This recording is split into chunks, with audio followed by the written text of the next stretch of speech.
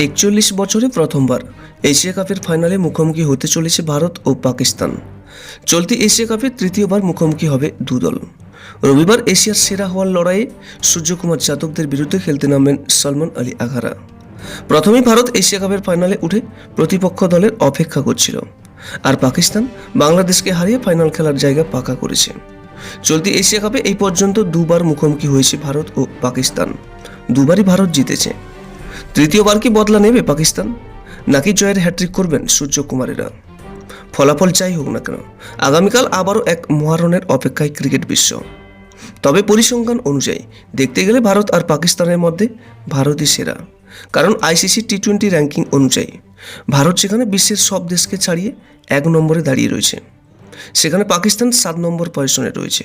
এবং ICC টি-20 batsman ranking অনুযায়ী প্রথম 10 জনের মধ্যে ভারতীয় ব্যাটার রয়েছেন 3 জন: অভিষেক শর্মা, তিলক বর্মা ও সূর্যকুমার যাদব, যেখানে প্রথম 10 জনের মধ্যে পাকিস্তানের কোনো ব্যাটারই নেই।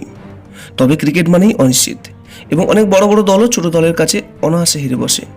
তবে আপনার মতে কোন দল এশিয়া কাপের শিরোপা দখল করতে পারবে? অবশ্যই একটি মূল্যবান মন্তব্য কমেন্ট করবেন, এবং ভিডিওটি ভালো লাগলে একটা লাইক করবেন, এবং আপনার কাছের মানুষদের কাছেও শেয়ার করবেন। এবং নিয়মিত এরকম আপডেট পেতে আমাদের এই চ্যানেলটিকে অবশ্যই সাবস্ক্রাইব করে রাখবেন। সর্বদা সুস্থ থাকবেন এবং ভালো থাকবেন। নমস্কার।